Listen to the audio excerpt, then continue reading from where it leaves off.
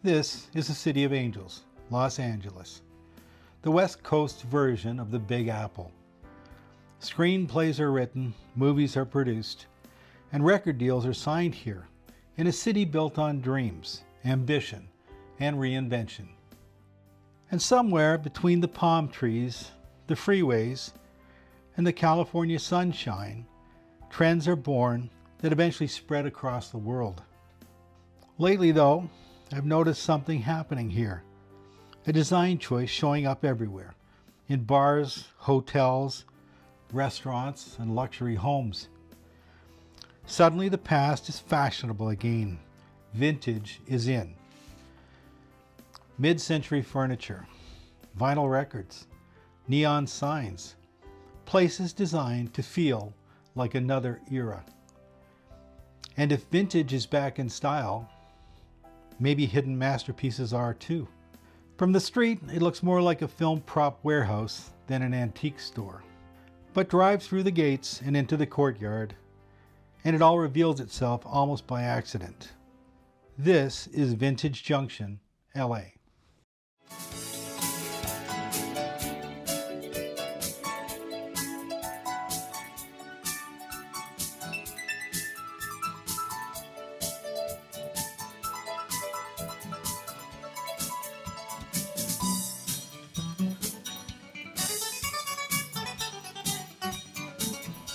So today we're at Vintage Junction. This is LA's biggest antique and vintage store at 50,000 feet. So let's have a look around and see if we can find a hidden masterpiece here today. Right off the bat, I see a print by Picasso in his blue period. Nice little piece, $125. Quite popular, that picture. That print I've seen many times, and representative of his blue period, so I guess people must like it. Yeah, lots to see, quite a few paintings. Gonna see if I can find something that perfectly represents the vintage spirit.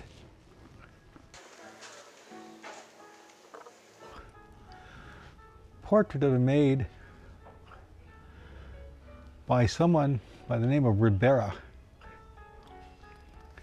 You know, I get a lot of comments from my subscribers telling me to stop touching the paintings, but it's the only way I could be sure that's a reproduction. Obligatory Parisian scenes, Moulin Rouge, oil on canvas, 425. Silk screen of the same kind of area over there.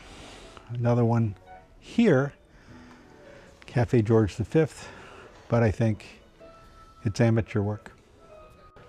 The problem, or perhaps the opportunity in a place like this, is there's so much to see, you have to go really slowly to make sure you don't miss something important. Let's go.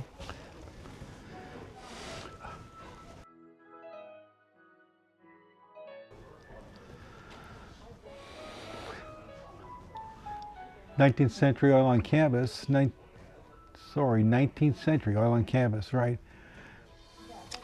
Looks like Pascual Tejerina. Very nice still life, $850. The problem though is there's some chipping of the paint at the top. This needs to be restretched. Yeah, I can see in here. Some paint loss in here and here and quite a bit up there. That would take quite a bit of restoration. So, as I've always said, there's a few things that you have to look out for: the quality of the frame, the quality of the painting, and the provenance. But I disqualify this because of the quality of the painting. It would require almost as much money as the painting itself to restore that. So let's keep going. Lots to find. So that's kind of interesting. Plein air watercolor, nicely done. It might actually be a gouache. Gouache is basically watercolor that's opaque. Watercolor goes on transparently. If you want opacity, you use what's called gouache. If you watch my Pasadena episode, I talked about plein air painters.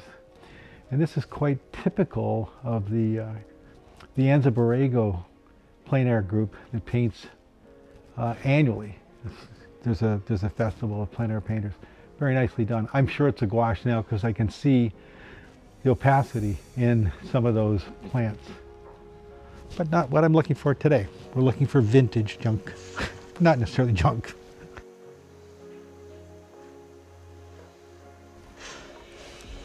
Yeah, I just picked this up over there. Nice little oil on board. $120. Carolyn, can't read the last name. Carolyn Heather or Harbor, original art. But the funny thing about this is on the bottom it says art panels. New Traditions art panels. So that must be the name of the manufacturer of this foam board that she painted on. Nice little piece, unsigned. Doesn't quite meet my criteria today. What are your criteria? I'm looking for vintage. It's 50s, 60s, 70s in there, something in there. So let's move on. Paint by number. It's kind of interesting. Paint by number of a pheasant. 2 pheasants, sorry. $60 for paint by number. I remember my father used to spend many winter evenings at his dining room table working on his paint by number. They're nice, and I suppose it's like training wheels. If you don't know how to paint, you can get started. 60 bucks.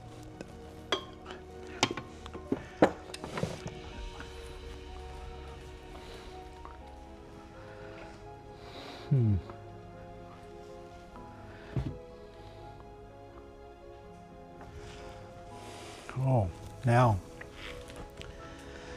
isn't this just my luck? The day I'm not looking for a California Impressionist, one shows up right here.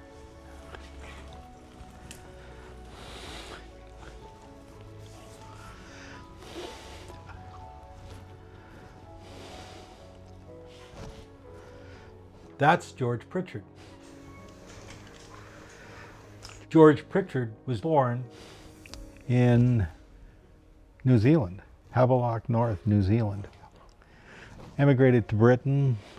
From Britain he emigrated to Canada. From Canada he eventually settled in Southern California and started painting in the Southern Californian Impressionist style. It says it's listed art, and it is listed. Pritchard has quite an extensive auction history. This is a beautiful work, absolutely beautiful work.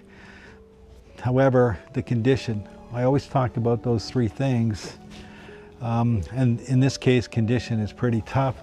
It's got a very, very severe craquelure, or crackler, as some people prefer me to say, and some impact pressure breaks through the paint itself. And that frame looks pretty delicate. I can see the gold leaf is peeling off. So that is $799. And if we were to buy that, we would have to remove the frame, take the painting off the stretcher, have it relined, and have all those cracks stabilized and then refinished. Restretched on a new stretcher and a new frame. So probably by the time we did all of that, we'd be talking about $1,500. Interesting note about Pritchard, he also painted under a pseudonym or a pen name, Jane Wilcox.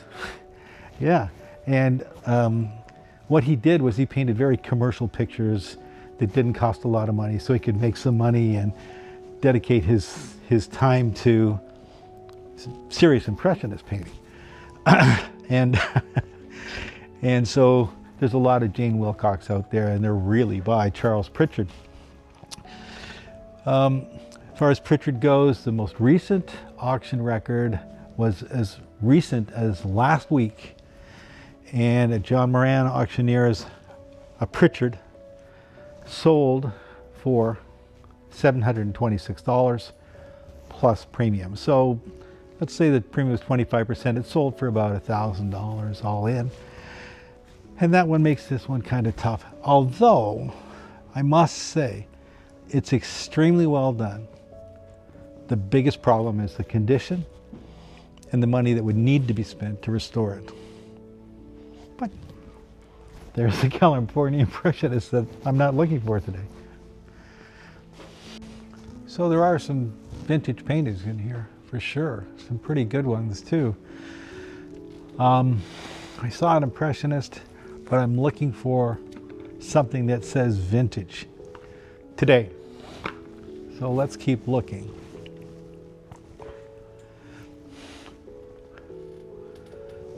Nice canvas there, $1,200, but it's not vintage.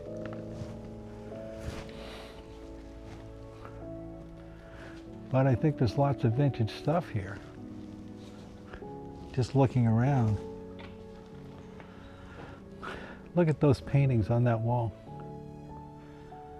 The big one at the top with the big gold frame and the sailboat and the bridge. That looks vintage to me. Definitely mid 20th century. So there it is from the other side. We saw it over there. Now we're right in front of it. And look what it says right on it. Mid-century, $7.99. So there's vintage right there. Interesting piece. Oh, Gustav Klimt. It's just a poster in a frame. It's $185. But the thing about Gustav Klimt is his work, I should say, just set an auction record recently. A big work by Klimt.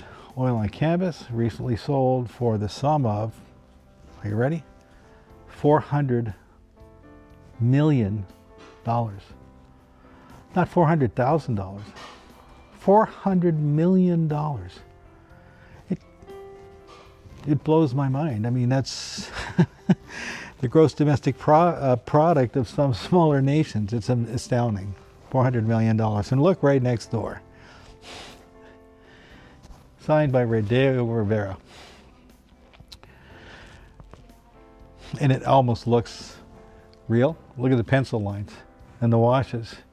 Is it a print? It's a print. $165 for a Diego Rivera would be robbery. Anyways. Uh-oh. Uh-oh.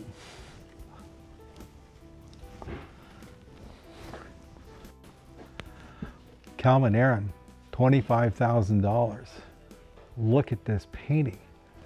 Beautiful signature at the top. This is his known subject matter, men playing chess. I really, really love this painting. Look at the way it's done. Kalman Aron was born in, I think 1924, died in 2018. Extremely well known, originally from Latvia.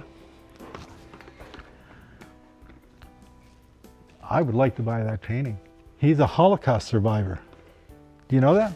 Do you want to be a divorce survivor? $25,000? Are you nuts? Well, maybe I could get a discount. Oh, Charlie, come on, look at this. Charlie, what do you think? What about that one? That one. Mom says we're going to be a divorce survivor. No. All right. Much as I'd like to buy it, and it is kind of in the vintage period, I don't want to be a divorce survivor. Right, Charlie? Can't get out of here fast enough. If you've been seeing this book and wondering who it's from, my name is John Sumner. I've spent a long time in the art world as a dealer, an appraiser, and as a working artist. I wrote a no-nonsense guide to buying art because I've seen how confusing and intimidating buying art can feel, even for people who genuinely love it. This book isn't about trends, and it's not about telling you what to buy. It's about learning how to look at art with a bit more confidence and trusting your own taste instead of second-guessing yourself. If that sounds helpful, you'll find the book in the link below. And if it's not for you, that's completely fine too.